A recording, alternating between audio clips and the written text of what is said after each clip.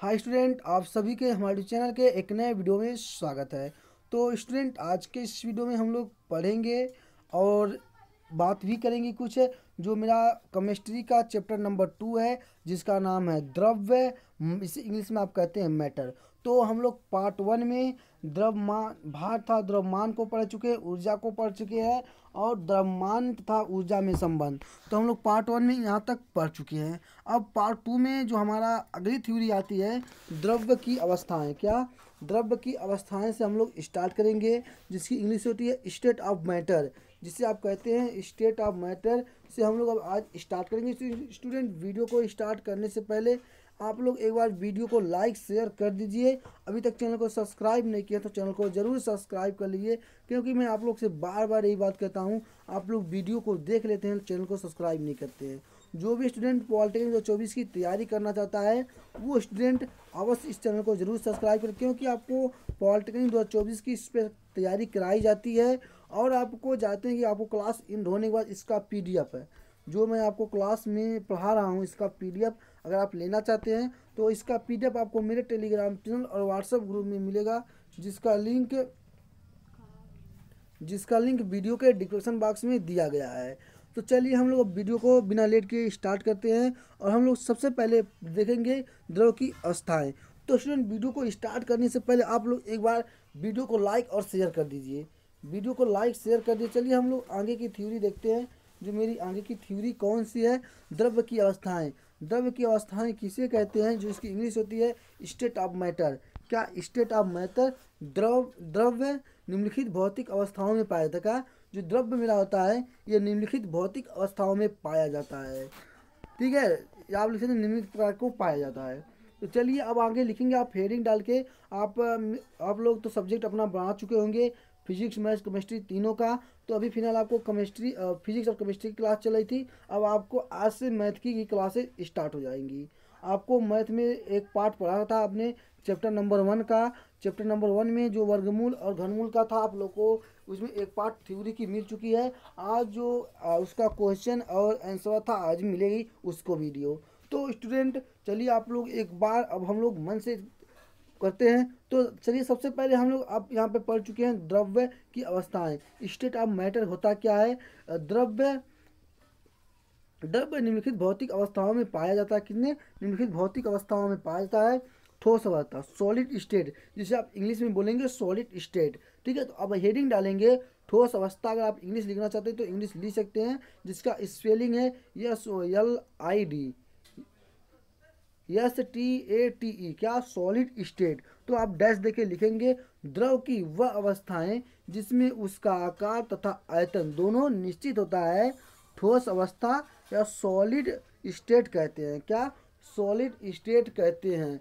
तो आप लोग लिख चुके होंगे, तो लिखते हुए चलेंगे। अगर नहीं लिख पाते हैं तो सिर्फ इस वीडियो में आप लोग समझेंगे, और आपका इसका पीडीएफ आपको मेरे टेलीग्राम चैनल और व्हाट्सएप ग्रुप में मिलेगा, जिसका लिंक वीडियो के डिस्क्रिप्शन बॉक्स में दिया गया है। और अभी तक आप लोग पार्ट 1 थ्योरी का क्लास नहीं करे हैं तो उसका भी लिंक मैं वीडियो के डिस्क्रिप्शन बॉक्स में दे दूंगा, आप लोग वहाँ से जाके देख लीजिएगा। तो चलिए अब हम लोग ठोस अवस्था, सॉलिड स्टेट, द्रव की वह अवस्था जिसमें उसका आकार तथा आयतन दोनों निश्चित होते हैं, ठोस अवस्था कहलाते हैं। देखिए, द्रव की जो वो अवस्था होती है जिसमें उसका आकार, क्या जो उसका आकार और आयतन दोनों मतलब निश्चित हो, ये नहीं कि ना अनिश्चित हो, मतलब निश्चित हो, उसे ठोस अवस्था कहते हैं, सॉलिड स्टेट कहते हैं। ठीक, जैसे कि आप उदाहरण में लिखेंगे लोहा का तो आकार भी निश्चित है और आयतन निश्चित है। जिस प्रकार मान लीजिए एक गोला है, इस गोलों को इस प्रकार बना दिया गया है। लकड़ी का एक मान लीजिए गोला आपको बना के दे दिया गया, एक लकड़ी दे दी गई, तो आपको मान लीजिए जिस अवस्था में आपको है उसी अवस्था में उसका आकार उसी तरह रहेगा, और उसका आयतन, ना तो उसको आकार में कोई परिवर्तन होगा, ना तो उसके आयतन में कोई परिवर्तन होगा।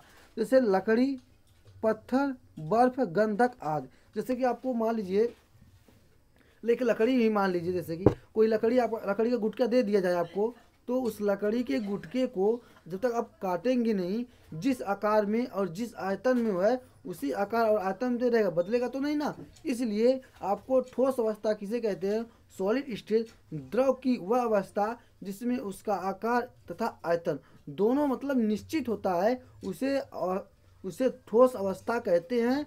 उदाहरण में लोहा, लकड़ी, पत्थर, बर्फ, गंधक आदि। ठीक है, तो आपको ये तो हो चुका। अब दूसरा हम लोग क्या देखेंगे, गैस अवस्था। गैस अवस्था में हम लोग देखेंगे कि गैस अवस्था क्या होता है, गेनुस स्टेट। क्या, गैस गेनुस स्टेट। तो आप लिखेंगे गैस अवस्था में हेडिंग डालेंगे, हेडिंग डाल के लिखेंगे द्रव की वह अवस्था जिसमें उसका आयतन तथा आकार दोनों निश्चित नहीं होते हैं, गैस अवस्था कहलाते हैं। जैसे कि अब आपको समझ में आ गया होगा यहीं से कि जो गैस की अवस्था है, द्रव की वह अवस्था जिसमें उसका आकार तथा आयतन दोनों ही निश्चित नहीं होते हैं। इसका ना तो गैस का आकार निश्चित होता है, ना तो गैस का आयतन। कैसे कि जैसे मान लीजिए आपको गैस भरा रहे हैं, एक गैस की टंकी है, तो आप जब तक इस गैस इसमें है तब तक वो एक आकार आयतन की तरफ पड़ा हुआ है। लेकिन जब इससे आप गैस से अपना जब खाना पकाएंगे तो एक किसी ना आयतन में रहेगा ना किसी तरह आकार में रहेगा, वो अपना निकलता जाएगा, आप लोग अपना बनाते जाएंगे खाना। ये चीज़ होती है। तो गैस की जो होती है ना तो आयतन निश्चित होता है ना तो आकार निश्चित होता है। ठीक है, तो आप लिखेंगे कि द्रव की वह अवस्था जिसमें उसका आयतन तथा आकार दोनों ही निश्चित नहीं होते हैं, गैस अवस्था कहलाते हैं। जिस पात्र में रखे जाते हैं उसी पात्र व आकार का क्या ग्रहण कर लेते हैं। अब आपको यहाँ पे ध्यान देना है कि इसमें क्या बोला है।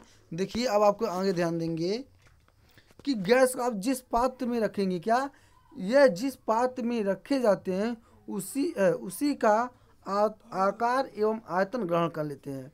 अब आपको ध्यान देना है, तो गैस का ना तो आकार निश्चित ना आयतन, और वो जिस पात्र में रखे जाएंगे उसी पात्र का वह आकार और आयतन ग्रहण कर लेते हैं। ये नहीं कि नहीं ग्रहण कर लेते हैं। ठीक है, जैसे कि आपको वायु, हाइड्रोजन, नाइट्रोजन, ऑक्सीजन आदि, क्या, ऑक्सीजन आदि, इसका तो ना आकार निश्चित है ना तो आयतन निश्चित है। क्या, वायु का तो ना तो आकार आपको निश्चित है ना तो आयतन निश्चित है। अब समझ में वायु चल रही है तो वो नहीं ना किसी आकार को लेकर या किसी आयतन को लेकर अपनी चल रही है कि उसका आकार और आयतन निश्चित, का तो ना तो आकार निश्चित है ना तो आयतन निश्चित है। और आपको इसको जिस पात्र में रखेंगे उसी पात्र का ये आयतन और आकार ग्रहण कर लेता है।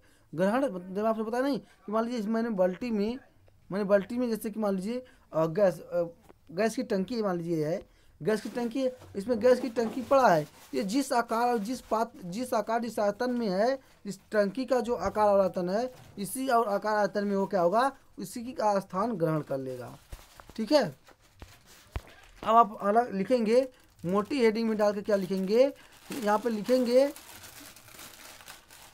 मोटी हेडिंग डाल के लिखेंगे आप क्या, नोट पॉइंट या इम्पोर्टेंट फैक्ट है। इम्पोर्टेंट लिखेंगे, महत्वपूर्ण, मतलब महत्वपूर्ण लाइन। ठीक है, देखिए अब आपको यहाँ पे ध्यान देना है कि चूंकि द्रव तथा गैसों के बहने का गुण होता है, क्या, चूंकि द्रव तथा गैसों में बहने का गुण होता है तथा इन्हें सरल पदार्थ क्या, फ्यूल्स भी कहते हैं, क्या, फ्यूल्ड भी कहते हैं। तो क्या कहते हैं आप लिख चुके होंगे, अब यहाँ लिखेंगे, इसे हेडिंग डाल देंगे, तीर का निशान। चूंकि द्रव तथा गैसों में बहने का गुण होता है अतः इसे सरल पदार्थ भी कहते हैं, क्या, फ्यूल्ड, FLUIDS भी फ्यूल्स भी कहते हैं। अब आगे दूसरा लिखेंगे, दूसरा पॉइंट लिखेंगे, दूसरे पॉइंट लिखेंगे, जब विभिन्न दशाओं में भिन्न भिन्न अवस्थाओं में रह सकता है, क्या, बताएंगे यहाँ पे, जब विभिन्न दशाओं में भिन्न भिन्न अवस्थाओं में रह सकता है। अब उदाहरण में क्या लिखेंगे, समान ताप पर जल द्रव, क्या, समान ताप पर जल द्रव अवस्था में पाया जाता है, क्या, लिक्विड अवस्था में पाया जाता है। जैसे 0 सेल्सियस डिग्री से कम ताप पर यह बर्फ ठोस के रूप में पाया जाता है। क्या, बर्फ ठोस के रूप में 0 सेल्सियस डिग्री पर क्या होता है, पाया जाता है, तथा 100 सेल्सियस डिग्री पर यह वाष्प गैस के रूप में पाया जाता है। तो आपको समझ में आया कि नहीं आया होगा समझ में। चलिए मैं आपको एक बार फिर से समझाने का प्रयास कर रहा हूँ। देखिए अब दूसरा इसका हम लिखेंगे नंबर 2 पॉइंट में, जल विभिन्न दशाओं में भिन्न भिन्न अवस्थाओं में रह सकता है। जो जल होता है वो भिन्न दशाओं में, क्या, भिन्न भिन्न अवस्थाओं में वो क्या होता है, रह सकता है। जैसे कि आप एक उदाहरण लिखेंगे इसका, समान ताप पर जल द्रव लिक्विड अवस्था में पाया जाता, क्या जब ये द्रव जल और द्रव है ये समान अवस्था में क्या लिक्विड की अवस्था में पाया जाता है। जीरो मान लीजिए 0 सेल्सियस से कम ताप पर यह बर्फ ठोस रूप में पाया जब 0 सेल्सियस डिग्री रहेगी, जी कितना 0 सेल्सियस डिग्री रहेगी, तब बर्फ ये क्या यह बर्फ ठोस रूप मतलब ठोस रूप में। अगर 0 सेल्सियस डिग्री से तापमान अधिक होता है तो बर्फ क्या होता है, पिघलने लगता है। जैसे कि मान लीजिए आप अभी बर्फ को खोल के रख दीजिए, या घाम बहुत तेज़ा है या धूप बहुत तेज़ है, ठीक ना, अगर उसे रख देते हैं तो जल्दी से पिघल जाता है। अब उसी बर्फ को किसी चीज़ से ढांक कर रखेंगे तो जल्दी पिघलता नहीं है। तो आप यहाँ से समझ लेंगे, ठीक है। तथा 100 सेल्सियस कितना 100 सेल्सियस ताप पर यह वाष्प गैस के रूप में, अगर आप 100 सेल्सियस डिग्री हो जाती है तो ये क्या होता है, वाष्प गैस के रूप में, यही जो बर्फ होता है वाष्प गैस के रूप में पाया जाता है। मतलब पूरी पानी हो जाएगा जो आपका बर्फ रहेगा, अगर 100 सेल्सियस डिग्री तापमान हो जाएगा तो अब अगला हम लोग देखेंगे कि प्लाज्मा होता क्या है। तो प्लाज्मा की स्पेलिंग क्या लिखेंगे, PLASMA, क्या प्लाज्मा हो गया। अब इसमें आप हेडिंग देके लिखेंगे द्रव की चौथी अवस्था है। क्या ये जो प्लाज्मा है ये द्रव की चौथी अवस्था है, ये चौथी अवस्था है। ये सर्वविदित है, क्या ये सर्वविदित है कि ठोस द्रव एवं गैस सभी विद्युतीय रूप से उदासीन रहते हैं। क्या उदासीन रहते हैं, आपको पता होगा ना क्या होते हैं, उदासीन रहते हैं। तो देखिए क्या आपको प्लाज्मा जो होता है, ये प्लाज्मा आपकी द्रव की चौथी अवस्था है। ये सर्वविदित है कि ठोस द्रव एवं गैस सभी विद्युतीय रूप से उदासीन रहते हैं। क्या अब आपको देखिए जो द्रव एवं गैस सभी विद्युतीय रूप से क्या रहते हैं, उदासीन रहते हैं। लेकिन ब्रह्मांड में पदार्थ का अधिकांश भाग आयनित अवस्था में पाया जाता है। यह आयनीकृत अवस्था प्लाज्मा कहलाती है। तो आपको समझ में आ गया होगा क्या प्लाज्मा होता क्या है। प्लाज्मा द्रव की चौथी अवस्था है, यह सर्वविदित है। क्या ये जो है आपकी क्या है, सर्वविदित है कि ये ठोस द्रव एवं गैस सभी विद्युतीय रूप से उदासीन, क्या ये आपको ठोस में भी, द्रव में भी और गैस में भी क्या ये उदासीन रहते हैं। क्या रहते हैं, उदासीन रहते हैं। लेकिन ये ब्रह्मांड में पदार्थ का अधिकांश भाग आयनित अवस्था में पाया जाता है। क्या जो ये पदार्थ है इसका ये अधिकांश भाग में आयनित अवस्था में पाया जाता है। ये आयनीकृत अवस्था प्लाज्मा कहलाती है। जो इसकी जो आयनीकृत अवस्था होती है वही क्या होती है, प्लाज्मा कहलाती है। अब आगे लिखेंगे, आगे यहाँ पे डैश या एक नंबर डाल के लिखेंगे कि भौतिकी की वह शाखा जो विद्युत उत्पादन के लिए प्लाज्मा का अध्ययन करती है मैग्नेटोहाइड्रो गतिकी कहलाती है। क्या मैग्नेटोहाइड्रो को गतिकी कहलाती है। फ्लोरेसेंट ट्यूब और नियान बल्ब से प्लाज्मा होता है। क्या अब देखिए आप यहाँ पे एक क्वेश्चन आपका बनेगा, क्या बनेगा, फ्लोरोसेंट ट्यूब और नियान बल्ब में मतलब बल्ब में क्या होता है, तो आप बताएंगे प्लाज्मा। फ्लोरोसेंट ट्यूब और नियान बल्ब में प्लाज्मा होता है, ठीक है। एक बार आप यहाँ पर समझेंगे, भौतिक की वह शाखा जो विद्युत उत्पादन के लिए प्लाज्मा का अध्ययन करती है मैग्नेटोहाइड्रो गतिकी कहलाती है। क्या मैग्नेटो गतिकी कहलाती है। फ्लोरोसेंट ट्यूब और नियान बल्ब प्लाज्मा होता है। अब आगे क्या लिखेंगे, आगे देखिए बोस्ट आइनिस्ट कंडेंसेंट। क्या बोस आइनिस्टीन कंडेंस क्या होता है, इसकी बोस आइनिस्टीन कंडेंस, ठीक है, इसकी इंग्लिश यही होगी। तो अब इसमें देखिए क्या लिखेंगे, इसमें आप लिखेंगे कि यह द्रव की पांचवी ज्ञात अवस्था है। ये जो क्या है, ये द्रव की चौथी अवस्था है, पांचवी ज्ञात अवस्था है। यह भी ताप तथा दाब की विशिष्ट परिस्थितियों में अंतर्गत देखी जा सकती है। अब देखिए आपका ये जो होता है क्या, ये द्रव की पांचवी अवस्था है।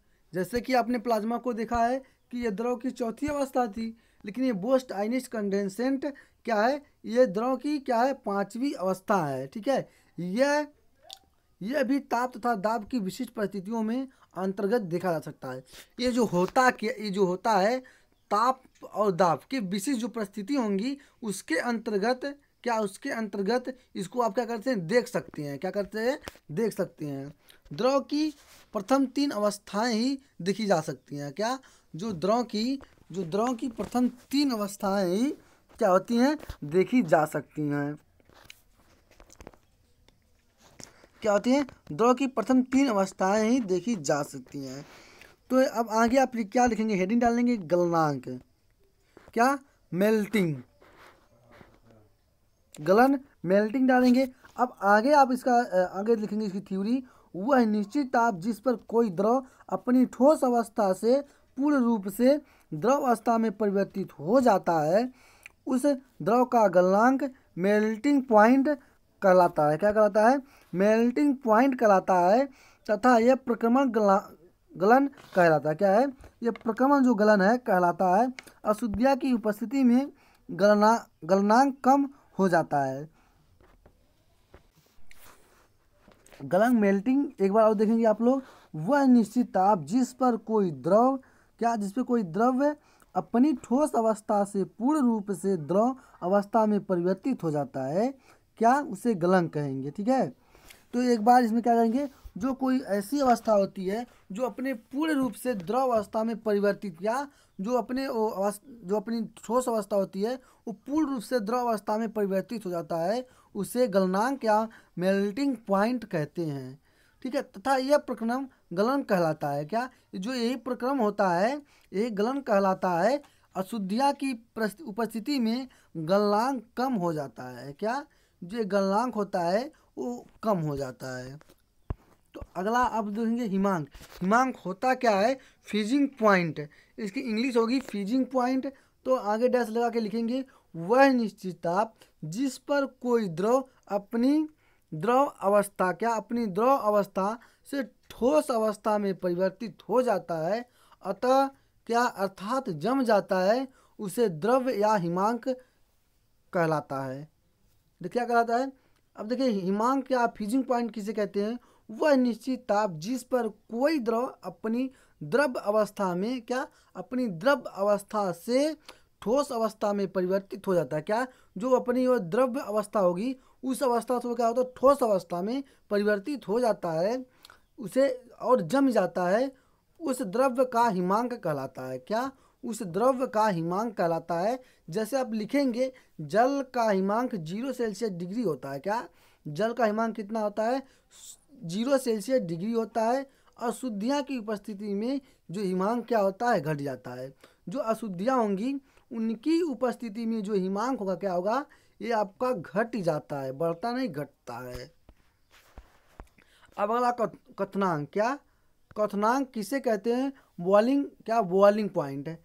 लिखेंगे बॉइलिंग पॉइंट, क्वथन बॉइलिंग पॉइंट, वह निश्चित ताप जिस पर कोई द्रव उबलना शुरू होता है। क्या, वह निश्चित ताप जिस पर कोई द्रव उबलना शुरू होता है अथवा गर्म करने पर जिस ताप पर द्रव का वाष्प दाब वायुमंडलीय दाब के बराबर हो जाता है। क्या, इसमें जो है, जो जैसे मान लीजिए कोई आप चीज़ रखे हैं उसे गर्म करने के लिए या उबालने के लिए रखे हैं आप ताप पर, जैसे कि अगर द्रव की वाष्प दाब वायुमंडलीय के मतलब उसके बराबर हो जाता है, किसके, वायुमंडलीय दाब के बराबर हो जाता है, उसे उस द्रव्य का क्वथनांक कहलाता है या कहते हैं। तथा यह प्रक्रम क्या, बॉइलिंग पॉइंट कहलाता है। क्या, बॉइलिंग पॉइंट कहलाता है। अब इसमें लिखेंगे नंबर 1 में, अशुद्धियाँ की उपस्थिति में क्वथनांक क्या होता है, बढ़ जाता है। जब इसकी अशुद्धियाँ की जब इस उपस्थिति रहेगी तो जो इसका क्वथनांक क्या होगा, वो बढ़ता है। अब देखिए यहाँ पे दूसरा है, यहाँ पर दाब बढ़ाने पर क्वथनांक बढ़ जाता है। अगर आप दाब बढ़ाते हैं तो इसका जो क्वथनांक क्या होगा, बढ़ेगा, घटेगा नहीं, क्या होगा, बढ़ेगा। तथा दाब कम होने पर क्वथनांक कम हो जाता है। अगर मान लीजिए आप दाब कम करते हैं तो जो उसका क्वथनांक होता है वो भी कम होने लगता है। अब इसमें आप उदाहरण देके लिखेंगे। उदाहरण में जैसे आप लिखेंगे क्या, पहाड़ों पर वायुमंडलीय दाब का मान कम होता है। जो पहाड़ होंगे उन पे जो वायुमंडल का दाब होगा उसका मान क्या होगा, कम होगा। अतः द्रव्य का वाष्प दाब कम ताप पर ही वायुमंडलीय दाब के समान हो जाते हैं। क्या होता है, जो द्रव्य का वाष्प दाब कम ताप पर ही, जो कम ताप है, वायुमंडल के समान हो जाते हैं। अगर कोई द्रव है अगर उसका वाष्प दाब कम ताप पर ही वायुमंडल दाब के समान हो जाता है, ठीक है। यहाँ पे देखिए, द्रव कम ताप पर ही उबलना लगता है। जो द्रव होता है वो कम ही ताप रहेगा तो भी उबलना क्या होगा, शुरू हो जाएगा। तब पहाड़ों पर जल अपने समान क्वथनांक से पहले ही उबलने लगता है। जो पहाड़ होंगे अगर उस पर जल अपने जो समान क्वथनांक से पहले ही उबलना क्या होंगे, स्टार्ट हो जाएंगे या शुरू हो जाएंगे। अब देखिए यहाँ पे मान लीजिए एक उदाहरण लिखेंगे। प्रेशर कुकर से वाष्प बाहर नहीं जा सकता है। मान लीजिए आप कोई प्रेशर कुकर ले रहे हैं और उसको बाहर ढक दे रहे हैं, पूरी बढ़िया से ढक के उसको बंद कर दे रहे हैं, तो उसमें कोई ऐसा वाष्प नहीं होता जो बाहर आता है। इस कारण कुकर में जल पर जो दाब होता है वो बढ़ता है। क्या, जो जल का उस ताप होगा क्या होगा, बढ़ जाएगा, घटेगा नहीं, बढ़ता है। जल का क्वथनांक भी बढ़ जाता है। जो जल का क्वथनांक होता है वो भी क्या होता है, अधिक होता है। कुकर में उच्च ताप प्राप्त हो जाने के कारण दाल शीघ्रता से गल जाती है। जैसे कि आपने कुकर में दाल पकने के लिए रख दिया, अब उसे आप ढक दिए हैं, उसकी ढक्कन को बंद कर दिए हैं, तो उसमें से कुकर में से कोई भी ऐसी वाष्प नहीं होती है कि जो वो बाहर निकलती हैं। जब उससे इसी के कारण जो दाल होती है शीघ्र जल्दी वो क्या होती है, गल जाती है और पक जाती है, जिसे कहेंगे। समान परिस्थितियों में जल का क्वथनांक कितना होता है, 100 सेल्सियस डिग्री होता है। कितना होता है, 100 सेल्सियस डिग्री होता है। समान परिस्थिति होंगी, एकदम समान परिस्थिति में जल का जो क्वथनांक कितना होगा, 100 सेल्सियस डिग्री होगा। वाष्पन किसे कहते हैं, इसे आप लिखेंगे। वाष्पन किसे कहते हैं, इवापोरेशन। किसी भी ताप पर द्रव के वाष्प में बदलने की क्रिया वाष्प कहलाती है। क्या कहलाती है, किसी भी ताप द्रव के वाष्प में बदलने की क्रिया को वाष्पन कहते हैं। क्या कहते हैं, वाष्पन कहते हैं। वाष्पन की दर द्रव की सतह से क्षेत्रफल, वायुमंडल के ताप तथा वायु में आर्द्रता पर निर्भर करती है। किस पर, जो दर होता है, दर द्रव की सतह के क्षेत्रफल, वायुमंडल के ताप तथा वायु में आर्द्रता पर निर्भर करती है। किस पर करती है, आर्द्रता पर निर्भर करती है। अगला क्या है, ऊर्ध्वपातन। क्या, ऊर्ध्वपातन किसे कहते हैं, ऊर्ध्वपातन कुछ ठोस पदार्थ गर्म करने पर बिना द्रव अवस्था में परिवर्तित हुए। क्या, कुछ ठोस पदार्थ गर्म करने पर बिना द्रव अवस्था में परिवर्तित हुए सीधे ही गैस अवस्था में परिवर्तित हो जाते हैं। क्या, वो जो होते हैं सीधे गैस की तरह परिवर्तित हो जाते हैं। ऐसे पदार्थ ऊर्ध्वपातज कहलाते हैं। क्या, ऊर्ध्वपातज तथा या प्रक्रमण ऊर्ध्वपातन कहलाता है। जैसे कि आप उदाहरण में लेंगे, नौसादर, कपूर, आयोडीन, आर्द्रता। देखिए आपका यहाँ से एक यहाँ पे प्रश्न आपका बन जाएगा। ऊर्ध्वपातन के कौन कौन से मूल उदाहरण हैं, क्या कौन कौन से हैं, तो आपको 4 विकल्प देगा। पहले मान लीजिएगा नौसादर, दूसरे उसी में दे देगा कपूर। अब मान लीजिए बी में मान लीजिए आपको कुछ और पूछ लिया, 4 विकल्प देगा। जैसे कि आपको उसमें 4 विकल्प में दे दिया, तीसरे में आपको कुछ 0 दे दिया और चौथे में आपको कुछ भी नहीं, तो आप कौन सा बताएंगे, नौसादर, कपूर, जो आपका होता है ऊर्ध्वपातन है। अब यहाँ पे देखेंगे द्रव की अवस्था। क्या, ये द्रव की अवस्था होती क्या है, द्रव की अवस्था, द्रव्य की वह अवस्था जिसमें उसका आयतन तो निश्चित होता है लेकिन जो आकार होता है वह अनिश्चित होता है। क्या, द्रव्य की वह अवस्था जिसका आयतन निश्चित होता है लेकिन जो उसका आकार है उसका आकार कोई निश्चित नहीं होगा।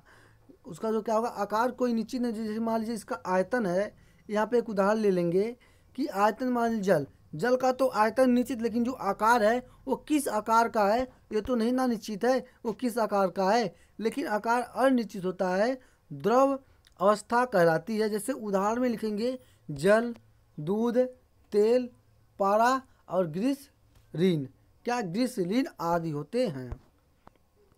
अब अगला प्रमाण एटॉम, क्या प्रमाण एटॉम्स, यह द्रव्य का वह सूक्ष्मतम कण है। क्या प्रमाण, यह द्रव्य का वह सूक्ष्मतम कण है जो किसी रासायनिक अभिक्रिया में भाग लेता है। क्या, वो जो किसी जो रासायनिक अभिक्रिया होता है उसमें क्या होता है, भाग लेता है। यह स्वतंत्र रह भी सकता है, जो होता है क्या, ये स्वतंत्र रह सकता है, लेकिन ये स्वतंत्र नहीं रहेगा, ये पूर्ण रूप से स्वतंत्र रह सकता है और नहीं भी, मतलब रह भी सकता है और नहीं भी रह सकता है, आप दोनों देखेंगे इसमें। बहुत से समान अवस्था असमान प्रमाण संयुक्त होकर अणु का निर्माण करते हैं। क्या, समान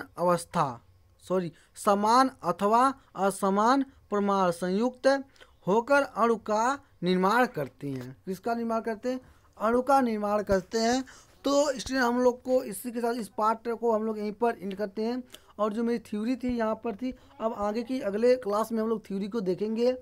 तो जो हमारी थ्योरी बची है इसके बाद, अभी इसमें आपकी थ्योरीज बहुत ज़्यादा हैं, थ्योरी पढ़ना ही पड़ता है, लेकिन आपको जितने भी आपको क्वेश्चन बनेंगे सारे थ्योरी पर ही बनेंगे।